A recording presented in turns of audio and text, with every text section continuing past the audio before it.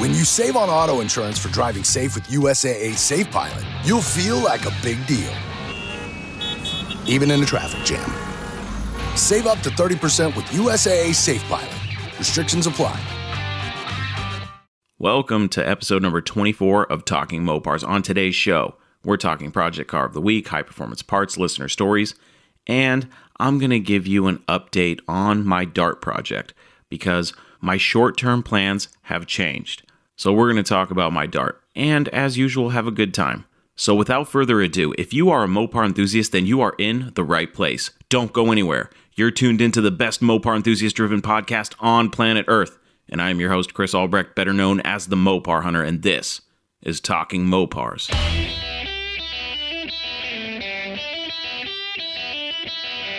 You're listening to Talking Mopars with the Mopar Hunter, your direct connection to all things Mopar.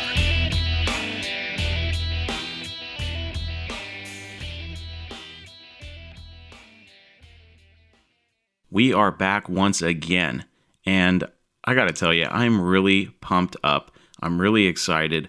Last week was episode number 23. Episode 23 was my first episode of Direct Connections, the first official episode, with guests on the show. And for that episode, I had Chuck and Matt McMurray from Ready Chassis and HemiPages.com on the show to talk about the launch of Hemi Pages and their other business, Ready Chassis. I had a great time. I thought the interview was fun. Now, granted, I need to work on my interview chops a little bit, but hey, like everything else with this show, I'm winging it, folks. I thought the interview was good. Of course, I was critical of myself. I don't like giving interviews. I like having conversations. So when I have people on this show, I don't really like to be the interview guy. So when I ask questions, they don't feel as organic. I had some questions that I wanted to ask that I didn't even get to. And you know what? They were kind of lame questions anyway. I'm really happy with the way the conversation turned out. I thought it was a great first run. So I have nothing but high hopes and high expectations for the future of Talking Mopars, especially Direct Connections. And to be honest with you, I think that's the direction the show needs to go. I think that conversations with other Mopar enthusiasts are really going to drive this podcast even further. Because let's face it, I mean, you don't want to hear me talk to you every week by myself, do you? Come on. I thought that having guests on the show, even more than just one, I think that Chuck and Matt, they brought the fire. I think that it brought an interesting dynamic to the show, and I want to continue that dynamic, even if it's just one guest and me. I think it's still going to be fun, and I do have guests that are lining up, and I have people coming to me trying to get on the show. So the ball is definitely rolling, and I am really excited. I'm more excited than I was before, and I've reached out to a lot of people to see if they'd be interested in coming on the show. I have a whole list of people that I want to bring on the show. So we're going to have a lot of episodes of Direct Connections coming. They're all in the pipeline. I'm working on scheduling right now, but look forward to that because it's going to be a lot of fun. And we're going to talk to all sorts of people in the Mopar community. So I hope you're looking forward to that as much as I am. And let's get this show on the road.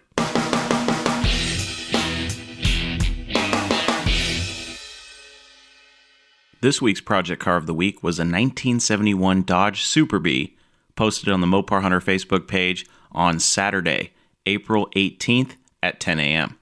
Here is the ad. 1971 Dodge Super Bee 340 Air Grabber Project, 24,000 Okanagan.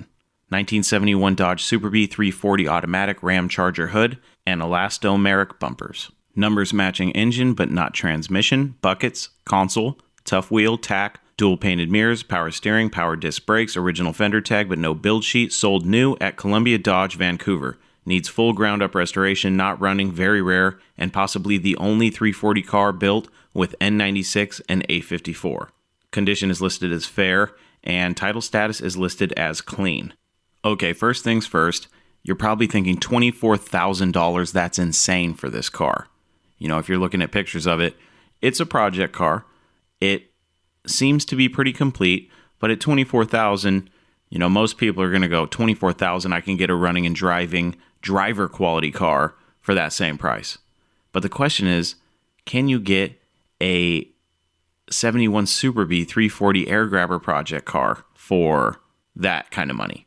Or are you going to get a run-of-the-mill Roadrunner or, something of that effect? I've seen Rot Box Chargers, 68 to 70s, go for $24,000. But one thing that you have to take into consideration is this car was posted in the Vancouver, British Columbia, Canada listings on Craigslist. So if you convert the money into US dollars, you're looking at just over $17,000. Now, that sounds like a lot of money. I realize that, but you have to understand what the car is. It is a 71 Super Bee, which there weren't very many made, and this one does have the Ram Charger hood. It's got the rubber bumpers. It's got a numbers matching engine. It does not have the numbers matching transmission, which is a shame, but it is a bucket seat console car. It's got the tough wheel. The car needs to be restored. The dash pad is cracked. It looks to be B5 blue with a B5 blue interior. It looks to be B5 blue with a blue interior, which is very cool. It's got a black vinyl top. It looks cool. And I would have to do some digging on the numbers, throwing out a claim that it's possibly the only 340 car built with the codes N96 and A54. That's a big claim right there. So you have the air grabber and the elastomeric bumpers. And while I'm thinking about it, I keep saying air grabber, but this is a Dodge, so that would be a Ram Charger. So forgive me if I say air grabber again, okay, purists? I'm sorry. Moving on. I would like to do some digging and figure out, how rare that is. Because to be honest, I don't know. I would have to do some research. But it doesn't have a build sheet either, which is kind of a bummer, but it does have the original fender tag. So, there are a couple issues with the car. And if I'm looking at it at $17,000, first of all, I love 71 to 72 B-bodies. I think they're really cool. I think this one deserves to be saved, but the price, 24,000 Canadian or 17,000 US dollars, I would like to see it a little bit cheaper. But if I had the money, like I always say, I would probably just fork out the cash, just because this car, I would look at it as a long-term investment. That's how I look at these cars. A lot of people just look at the price and they get sticker shock immediately because they're thinking, oh my God, how much money would it cost to restore this thing? How much am I paying for it? And those costs add up. Let's be honest. If you do all the work yourself, you can save a little coin. If you take it to a restoration shop, you could be looking at 5 figures just in a restoration alone. And I'm not talking just 10 grand. I'm talking, you're getting up there. So would it be worth to be all in on this particular car? Let's call it 70 grand. That's debatable. Myself, if it's as rare as this guy says, even though it's missing the original build sheet and the numbers matching transmission, I think that in the long term, 20, 25 years from now, you're probably going to see your money back on this car. And maybe even a little bit more, depending on the rarity. But I like it. I think it's a good car. I think it deserves to be saved. Like I said, these cars, when you get into the special cars, like the Super Bees that have the sought-after options, then you can start justifying higher prices. But when you get a 1968 Dodge Charger that's a 318 car, nothing special, and the guy wants 25 grand and it's a complete rot box, then you can argue and go, hey, it's really not worth that much money. So you could dump a bunch of cash into a 318 Charger, say a 68 318 Charger, and the same amount of money into a 68 RT Charger, and you'd end up pretty much with the same product in the end. But the values of each of those cars would be completely different. So I think the prices vary based on the particular car. Now, in this case, $17,000 for a 71 Super Bee, with some of these rare options, I'm going to go ahead and fork out that cash. Would I like to get it for $10,000? Yes. Would I like to get it for $5,000? Absolutely. Would I pay the guy $15,000 US dollars cash? Yes. Would I pay him $17,000? Sure. That's my opinion. I will be posting pictures of this car on my social medias, so be on the lookout for the Project Car of the Week post. It's a cool car, and I think it deserves to be saved. That was Project Car of the Week, the 1971 Dodge Super Bee 340 project car for 24,000 Canadian dollars. No Mopar left behind.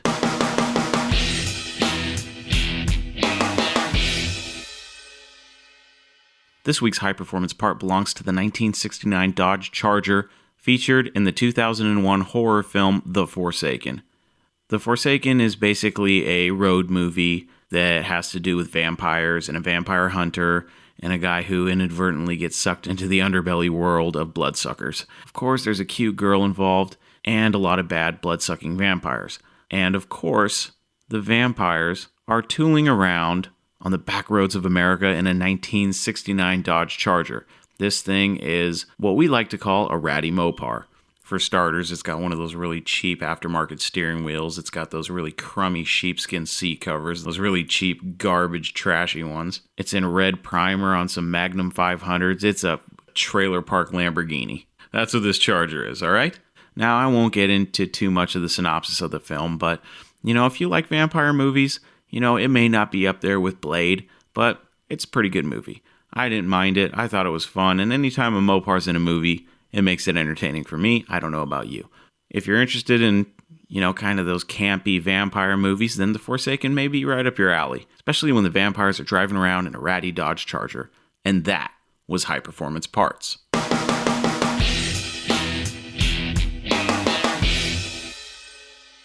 It's time once again for listener stories. This first story was sent to me back at the beginning of January. It's from my friend Alexander Dion. Alex, I'm sorry it took so long to get to your story, buddy, but here it is. Finally, it's about time, and I'm glad I got to tell it. So this is Alexander's story. Okay, so it starts when I was 14 or 15. Starts off with a 72 or 73 Satellite.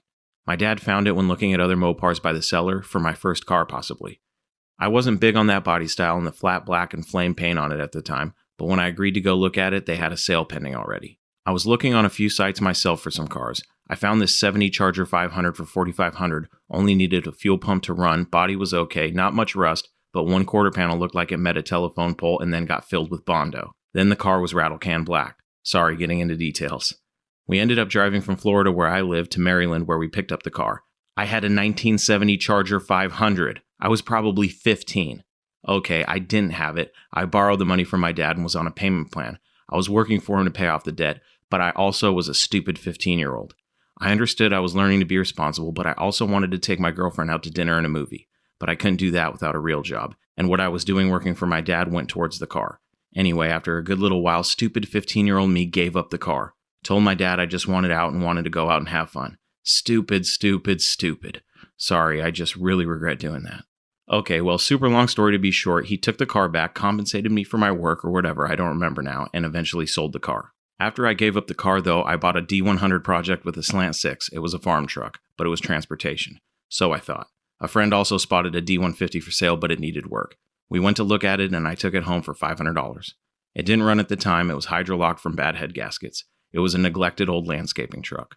My 90 Ram D150. Long story short, brother had 89 D150 work bad computer, but he wanted to do a mild-built 360, so I traded for his engine. Did the swap, runs great. This was probably 2006. I've been doing some work on it as needed, but I just got home driving it from work a few hours ago. A lot of memories and sentimental value in that truck. It has never let me down. So many stories in it will need to be separate. Okay, let's move on. Let's go back to high school. I didn't have a job. I was working for my dad around the house. Had 5 acres and I was taking down old nurseries basically because they were rotted and damaged, and I did other work around the place as well. Anyway, I think it was miles per gallon on the truck not being that great, not to mention I smoked the tires every day messing with my friend that had a 350 Chevy 1500. I started looking for something more fuel efficient. I was looking at the Avengers because I liked the way they looked, but the ones I could afford were too far away or too bad a condition. But then I found an 89 Daytona for $800, I think. So we went and looked at it. It was a dealer. Anyway, we worked a deal and I now had an 89 Daytona 2.5 liter normally aspirated automatic base model. I kept the Ram, but took the tags and put them on the Daytona, ran the Daytona for a while, had a lot of fun in it. To be on another story. Next, I got a call or text from a friend of mine, asked me if I wanted to buy his Daytona shell. He blew up his transmission again and was done with it. He was hard on the car. He told me I can have the shell for $250, so I took it. It's an 89 T-top Daytona ES 2.5 liter turbo 5-speed car. This car eventually got an 86 2.2 liter T2 setup and an A555 from a minivan into it. Been a fun, reliable car too. Many passes down the track, but then I blew it up. This car drove me to make a Facebook page dedicated to these cars and to try to document my build and get the interest in these cars back. Okay, so those are my main ones. My other Mopars include my Durango. My dad bought it new in 99, so it's never left the family. My '01 Chrysler Voyager has been in my wife's family since 9,000 miles. Now it has 110. I have a couple Shelby GLHS Chargers I plan to restore, a couple Shelby Chargers to play with, an 87 Daytona Shell I want to do a rear-wheel drive conversion race car with. Got my wife to buy an 88 Dakota. That was before we got married coming up 10 years ago. We still have that truck. Another one is my W150. Fun truck. It only got stuck where bigger trucks have gone. 44s versus 33s. Mine. 318 4-speed stick, regular short bed. Bought from my uncle's wife for $500 running and driving but needed some work. I recently got a great deal on an '05 Sebring convertible.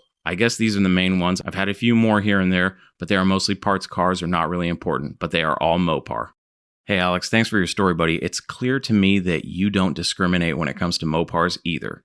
And, we all make mistakes. And I'm sure to this day you regret getting rid of your Charger. But, it seems to me like I've never met a Mopar guy who didn't have a Mopar that got away. You know what I mean? So I guess that Charger is the one that got away for you.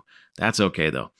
For those of you listening that are into front-wheel drive Mopars, Alex actually runs a Facebook page called Front-Wheel Drive Mopars and All Other Mopars. It's a great page. I've actually known Alex based on the front-wheel drive turbo Mopars, and I didn't even realize he had a 70 Charger 500. So that's pretty cool. And the fact that he got it for $4,500, I mean, people would lose their mind to buy a Charger for $4,500 these days. But, it kind of reminds me of Johnny Mopar and all his cheap Chargers. It's like, where are all these cheap Chargers now? Because I sure can't find them. But anyways, thanks, Alex, for sending in your story. Sorry it took me so long to get to it, man. But I really like the idea of an 87 Daytona turned into a rear-wheel drive race car. So keep me posted on that project. I really want to see what you end up doing with that. And, Alex has a lot of cool Mopars. I don't discriminate when it comes to Mopars. I love the classic muscle cars. I love the 80s turbo cars. I love the trucks. And I like the modern stuff too. There's something for everybody in the Mopar lineup. So, no matter what you like. If you like the really old vintage stuff, you can build a Mopar hot rod. You can also build a Mopar rat rod. You can build a Mopar muscle car. You can build a Mopar front-wheel drive turbo car. You can build a modern muscle car. You can build trucks. New ones, old ones, everything in between. So, as far as Mopars go, I think that if you're an eclectic person like myself who likes all sorts of different types of cars, Mopars are it. You want something a little exotic, go get a Viper. You know what I mean? So there's something for everybody, and that's why I love being a Mopar enthusiast. But anyway, thanks, Alex. And for all of you out there that are into front-wheel drive Mopars, go check out Alex's page on Facebook. Once again, it's FWD, that's front-wheel drive, Mopars, and all other Mopars. Thank you, Alex, for sending in your story. Our next listener story was sent in via voicemail from my buddy Dalton Mitchell from Montana. It is about his 69 notchback Barracuda. Here is Dalton's story. Hey, Chris. First off, I just wanted to say I love the show and enjoy listening to it with my son every Monday on the way home from work. I was just calling to tell you my Mopar story. I've always been a Dodge guy, but I've always been a truck guy. I've had a couple twin turbo Cummins. I had a P-Pub 24 valve with twins that was pretty nasty. Well, last year, I decided I wanted to get my first hot rod. And I looked on Craigslist, and I found a 74 Scamp about 8 hours away just south of Seattle that was right in my price range. Nothing special, just a 318 with some Magnum heads, a 727, and a shift kit. Well, I talked to the guy, and we get a price agreed on, and I go to come look at it, and I'm loading up the trailer, and the guy calls me and says he's got to postpone. Well, he does this to me about 3 or 4 times. And mind you, it's an 8-hour drive, so I was taking off work to do this. And finally, I just got fed up with it. I was like, look, man, if you don't want to sell the car, don't sell the car, but don't drag me along with you. Well, I was pretty disheartened, and so I started looking around again, and I found the 69 notchback Barracuda. And the guy was asking about $2,000 more than I had anticipated spending. Well, I really liked the car. So I emailed the guy, and I was like, hey, I don't want to insult you, but, here's the situation. This is the money I got to spend. Again, I don't want to insult your car, but here's my offer. And if not, good luck with the sale. Well, the guy emails me back and says, when can you come get it? And I told him I was actually in Indiana at the time, he was in Oregon, and I said, I'm visiting family right now. You'll have to wait 2 weeks until I can get back. And he goes, that's not a problem. We'll see you when you get here. So the day I got back, I loaded up the trailer and started driving to Oregon, and seen the car there, fell in love, and that's pretty much all she wrote. Now I've had it for over a year now. I try to drive it at least a few times a week in the summer. Definitely fun car. Anyways, that's my story. You have a good day. Hey, Dalton, thanks for sending in your story about your Barracuda. Dalton's story just goes to show you that, even if you're working with a certain budget and you find a car that you want that maybe is a little bit more than you have to spend, it's always worth a shot making an offer. The worst they can do is say no. They may throw you a couple insults, but, just ignore that. But for the most part, if you find a car that's $5,000 and you have $3,000 in your pocket, what is the harm in going, hey, man, just like what Dalton did. I'm not trying to insult you. I actually have $3,000 cash, and I would be willing to buy that car for $3,000 if you're willing to come down and work with me on the price. But if not, I completely understand. Most people will say, oh, sorry, man, I'm really looking for $4,000 or something like that. Or I'm really looking for $5,000. I really can't go much lower than that. Most people will be cool about the situation. Now, if you hit up that same person and go, hey, would you take $900 cash? That's when you start creating problems. But Dalton made a lower offer and the guy accepted, and Dalton got a really cool 69 notchback Barracuda out of it. He actually sent me some pictures of the car, so I'm going to share the picture that I have of Dalton's Barracuda on Facebook and Instagram so you can see what it looks like. I'll also throw it up on LinkedIn for those of you that follow me on LinkedIn. Dalton also sent me some new specs about the car. So it's a 318 car. It's got a 904 trans. It's got Edelbrock aluminum performer heads, performer intake, a 650 AVS carb, Flow Tech headers, and a Comp Thumper cam with a TCI 2500 stall converter.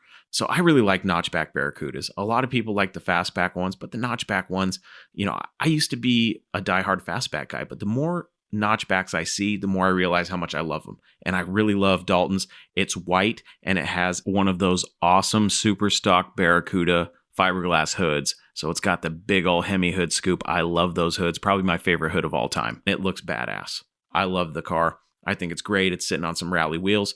Check out the picture on my social media. Dalton, thanks for sending in your story, buddy. I can't wait to see what happens with this car, and hopefully someday I'll make it out to Montana and check out that show you were telling me about, buddy. And one more thing, I'm also a fan of Dodge trucks. I used to have an '01 Ram 2500 with the 5.9 24-valve Cummins in it, and that truck is my Mopar that got away, and I'll never let that happen again. So I understand your love of Mopar trucks, especially the diesel trucks, Dalton, but I'm glad to see that you got yourself a little hot rod. I'm really excited to see where you end up going with this project. Thanks for sending in your story.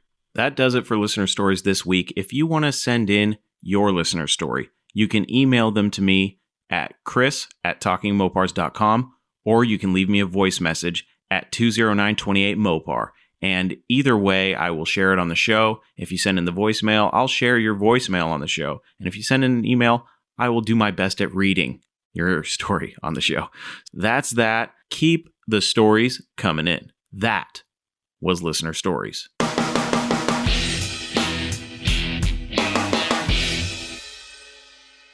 We've made it to the end of the show, or at least pretty close to the end. But before we go, I wanted to update you guys on my 69 Dodge Dart project car that I have.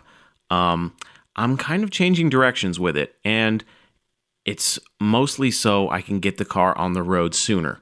Now, my intention with the car has always been to put a big block in it, which I'm currently gathering parts for. So I have the transmission, and I have the mount kit, the headers, and the engine, which is a 451 stroker based off of a 400 big block, is currently at my friend Norm's machine shop. And you can actually, if you're in Washington or anywhere close by, or you don't mind bringing an engine to a qualified machinist, my friend Norm owns Norm's Automotive and Machine LLC in Snohomish, Washington. He is amazing. He's an awesome guy, and I trust him with my engine. So if you're looking for an engine builder, then look no further than Norm. He has my stamp of approval, And right now, I'm running out of funds. It costs a lot of money to build a stroker big block, in case you didn't know. But I do have all the parts needed to put a small block in my Dart, basically. So the Dart was originally a 273 car, and when I got it, it did not have the engine, but it did have a 904 transmission in the trunk, which I sold for $50. It was pretty rusty, so it needed to be rebuilt, because I never thought I was going to go small block with it. But it's got the drive line, it's got the 7 1/4 in it still, and I still have a lot of those parts. So here I am thinking I need to get this car going. I need to get a new drive line made for the big block. I have a Dana 60 that I'm going to have narrowed to A-body specs, and I'm going to build that out. But all the money was adding up really quick, and I really want to get this car on the road.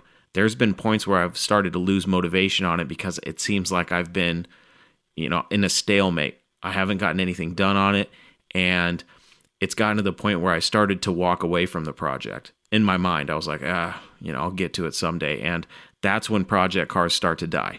That's when you end up, 10 years down the line going, okay, I'm going to sell this thing, and you try to get more money than it's worth.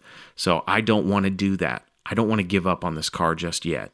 And it's not that far gone as far as the body and stuff goes. It's a solid car, so it's worthy of building. I don't want to sell it. It's going to be hard for me to find another Dart in the similar condition for the price that I bought this one for. So I'm not giving up on it. So if you're out there and you're losing motivation on your project, or the road just looks never ending, here's my advice to you. I want you to think into the future, and I want you to pretend that you did sell the car. And I want you to think 10 years down the line, how much you bought that car originally for, how much you sold it for, and how much they're going for in what would be the current market. Most of the time, people that I talk to that sell a Mopar always regret it in the end. So I'm telling you right now, if you're having problems with your project, just step back from it, take a breather and think. You don't always have to be doing the work. Sometimes you need to just step away from the project and come up with a new plan, even if it's a long-term plan, just so that you have little goals that you can check off your checklist. And then you'll actually see the progress, because if you take on a really big project and it needs a lot of work, it's going to seem like a daunting task. But if you plan out a lot of little tasks that will help you achieve your ultimate goal, then as you start knocking those down, you're going to go, oh my gosh, I'm making progress.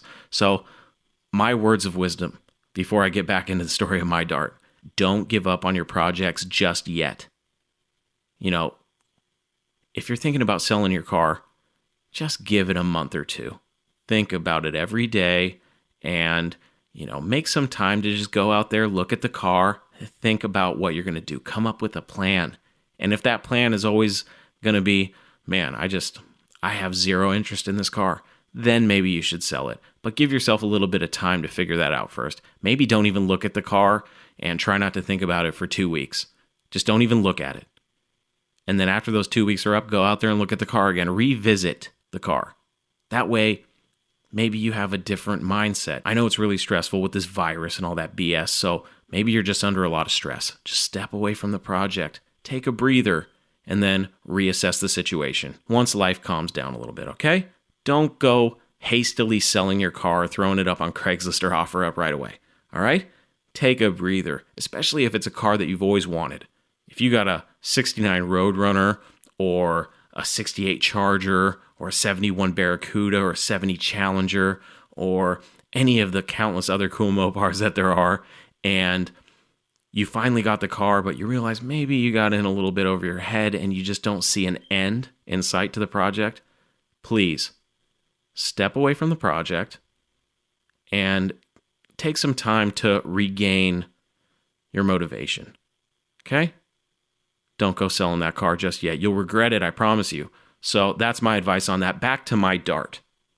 To be honest, I'm just at a point right now where I can't wait to drive the damn thing. So what I'm going to do is I've actually been offered a free 318 and a 904 from a buddy that I met through the Wedgeheads, which is a local Mopar Facebook group where I've met a lot of cool local Mopar guys, including a guy named Kyle, who has some really cool projects of his own, and I'd actually like to get him on the show to talk about those projects. So I won't mention them now, But Kyle, if you're listening to this, I definitely want to get you on the show. But first, I need to go pick up that 318 and 904 because I'm going to throw those in the Dart just to get it going, and I'll work out all the wiring kinks and all that stuff that needs to be done anyway. And that way, there's not as much pressure on me to get the big block stuff taken care of and put in the car.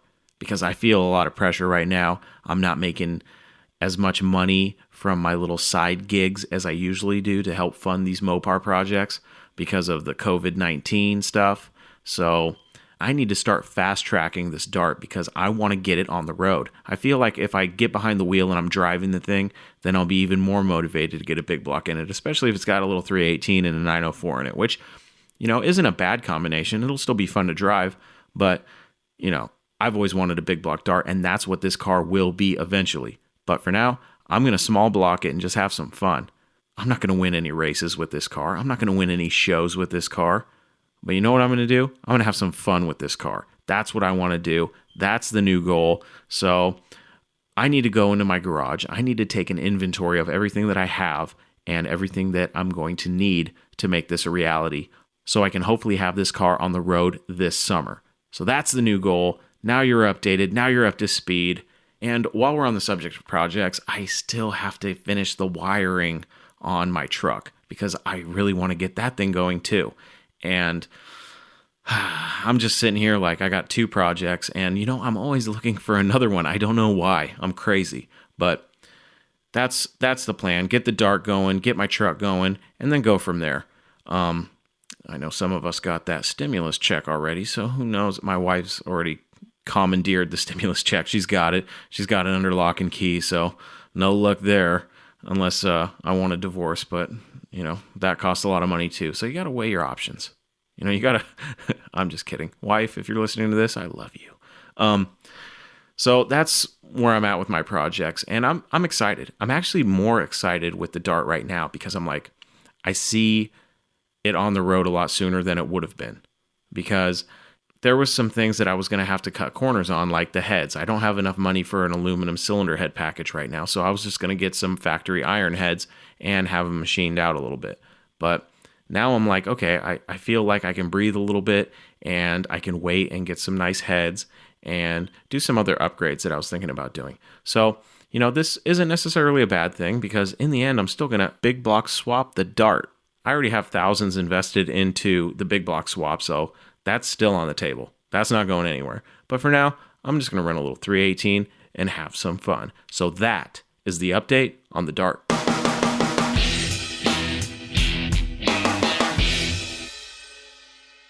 That does it for this week of Talking Mopars. Check it out, guys. Direct connections are just getting started. We've got more on the way. I'm talking to people right now, trying to get some people scheduled, and it's going to be a busy summer. You're going to hear from a lot of different folks in the Mopar community, and it's going to be a blast. So stay tuned in for that. That does it for us here today on Talking Mopars. For more information about this show, please visit TalkingMopars.com. Please rate and review the show and share the show. Tell your friends about Talking Mopars, especially if they're Mopar enthusiasts, but maybe they're always asking you questions. Maybe they're Chevy or Ford guys, and they really don't know a lot about Mopars, but they're interested. Send them my way. Let them listen to the podcast, and who knows, maybe we can bring them over to the dark side. Also, don't forget to keep sending me your stories. You can reach me at my email, which is chris@talkingmopars.com, or you can leave your story via voice message at my voicemail, which is 209-28-MOPAR. Those are also excellent ways to leave me comments, complaints, suggestions, concerns, and anything else on your mind. So feel free to email me or leave me a voice message. But keep in mind that I may share your email or voicemail on the show. So watch your P's and Q's. Until we talk again, I am your host, Chris Albrecht, and that was Talking Mopars.